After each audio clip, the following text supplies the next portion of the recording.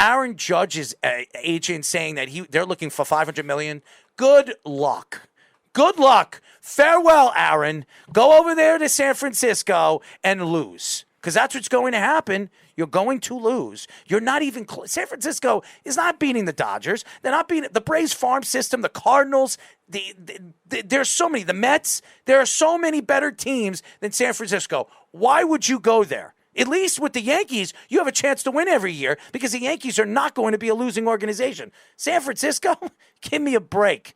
I'm sorry. Good luck. Give him $500 million. Goodbye. Farewell. So I don't see Judge leaving New York, to be honest with you. I think that would be a major. I do. I've been saying it for a long time. It's for me. It's like losing Trout or Ohtani with the Angels.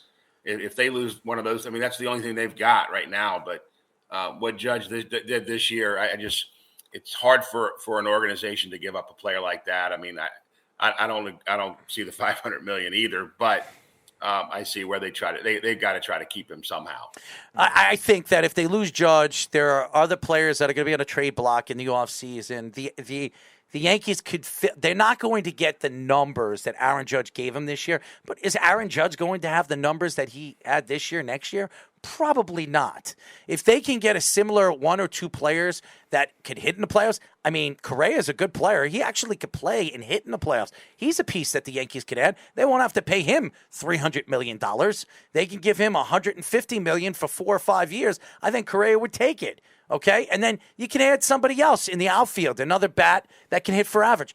I don't know if the Yankees are willing to give this guy, and I like Aaron. I really do. I think he's a great kid. He's a good face of the Yankees and baseball. He's a great face for baseball. I don't think he wants to be a Yankee. I really don't.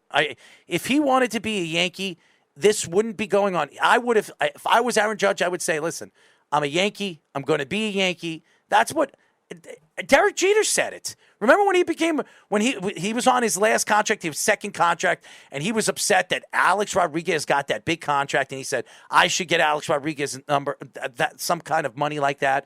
And Derek Jeter said he didn't go back and say, well, I'm gonna go to free agency. I'm gonna see what's out there. No, Derek Jeter said, listen, I expect to get good money, but from the Yankees. I'm a Yankee. I will be a Yankee, and I'm staying a Yankee. That's what he said. There's not that many players that do that anymore. You're not going to have the Ripkins and the Jeters and guys like that. They're going to be with the same organization year in and year out. And the thing is the Yankees are never going to rebuild. They're just going to try to reload. So they'll get enough players to be competitive. That's for daggone sure. But you're right. If they don't sign Judge, that gives them a lot of money to go out and find what they need. Absolutely. So I want to move on to your playing career. It actually says on your Wikipedia page, you hit your first career home run off of Nolan Ryan. Tell the fans about that.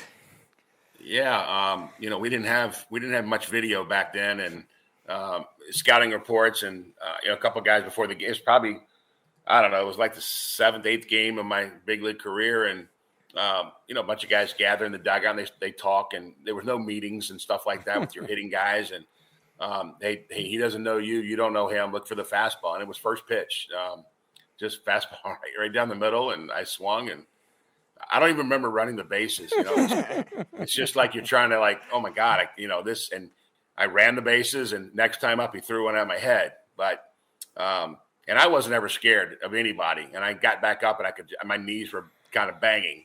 And the next pitch was probably a little fastball up, and I swung and popped it up. I was ecstatic just to get the hell out of there. So I ran to first and jogged back to the dugout. So, as everybody knows, we are talking to Richmond baseball head coach and former Dodgers and Cardinals infielder Tracy Woodson. You've been in baseball for a very long time, not only as a coach but a player. You were in baseball, I think, for 12 years, if I'm not mistaken. Was it 12, 13? I played for 14. Yeah. I joke with people. I've never had a real job. I've been nothing but baseball. And good for you.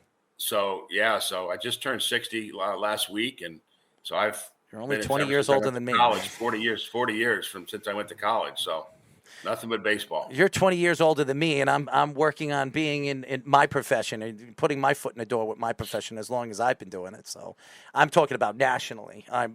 What we have been doing here in New York is we're one of the bigger, more profiled radio shows out here, and we're the only one here on Long Island that's live on 103.9. So it's building it and going on a national stage is where we want to go. And, and I believe that what we do and how unique we are is different. We're different than a lot of other radio shows because I think we show a little bit more passion. We're not fake. And we're just because we're here in New York doesn't mean that we're not we can't talk about all the other sports teams and all the other teams, all over the country, which we're We very can still knowledgeable. take shots of the Dodgers. Oh, 100%. I could tell you the whole Dodgers lineup. I could tell you the rotation for the Dodgers, even in the playoffs, when people try to, test us and our knowledge of what we know. And we sit here and they think we're dopes because, we're crazy. Well, I'm crazy. He's a more quiet, statistical person. I'm more the crazy one, and they try to play me like I don't know baseball, and they put me in positions. Or there's a lot of these guys. They tell me, well, if you were in this position, what would you do? And I would say that, well, the two things I would do. I would be a pretty good manager too. I mean, but I'm obviously not as smart as you, and a guy that has educated himself in this sport for over 20 years. So it's pretty fantastic on your career and what you have done. And like I said, I really appreciate you joining us again.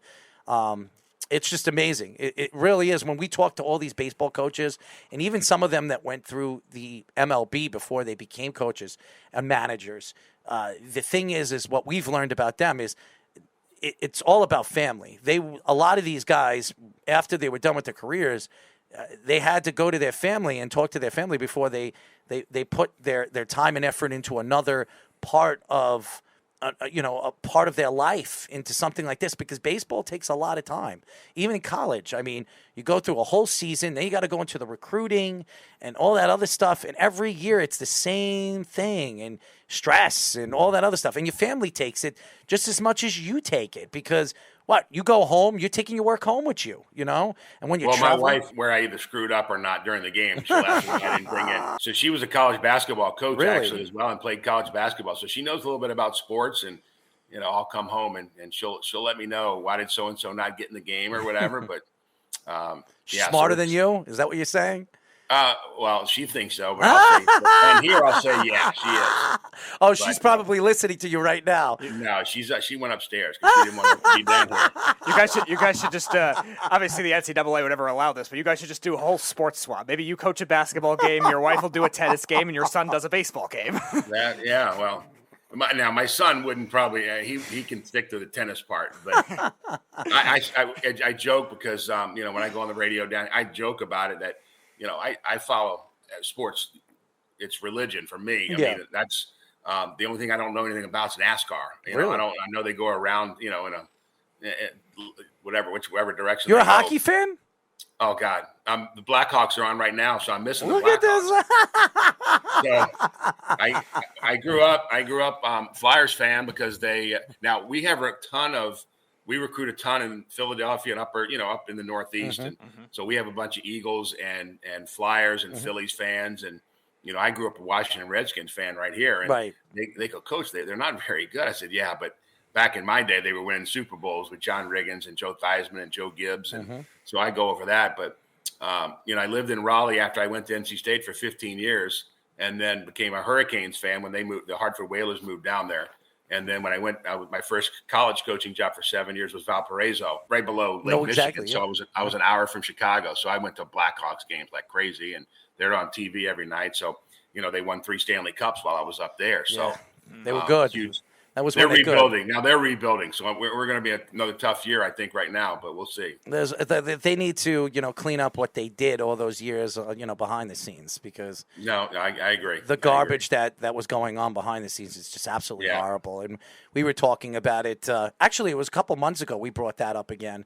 I like Chicago. Patrick Kane is a good friend of mine. I grew up as a hockey player with him, and all the trials and tribulations he's been through, in Buffalo and what he was dealing with.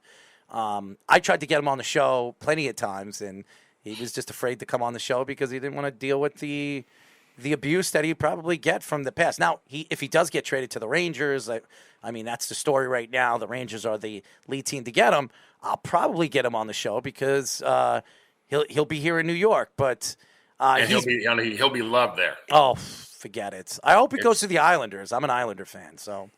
Yeah, I'm waiting because him and Taves eventually they're going to probably get traded. I mean, 100%. They can help. They can help another team, and that team right now is so young. So I'll gladly take Jonathan Taves on the Rangers if your team could pay half of it, because the Rangers definitely need some face-off guys. 100%. But anyways, Tracy, we really enjoyed the interview with you, and we would love to get you on again. When was the last time we had Tracy on? It was the summer during the pandemic. That's right. It was July or August. August. A long time of that ago. Year. Yep. I have to send you a picture. You look just like this Okay. guy. I'm going to send it to you. You're going to be like, holy crap, he does kind of look like me. But you look good, man. You look good. I'll check it out. Everybody's got a doppelganger. Everybody says they have a twin out there. That's what his name's Tom Sconzo, okay? He's a friend of mine, and he's a bare knuckle. Is that guy you sang that birthday song about? Yes, Oh, it was God. him. It was say happy birthday. All right, so Tracy, at least if you see the picture, just don't listen to the song. It was pretty embarrassing. I thought it was funny. Everybody else did. But anyways, Tracy, we really enjoyed the interview, and we'll talk to you soon. Speedy will reach out to you. Fantastic interview. Thank you. All right, guys. Thanks a lot. Enjoy your Chicago Blackhawks game, okay? Let's go Hawks. There you go. Hawks.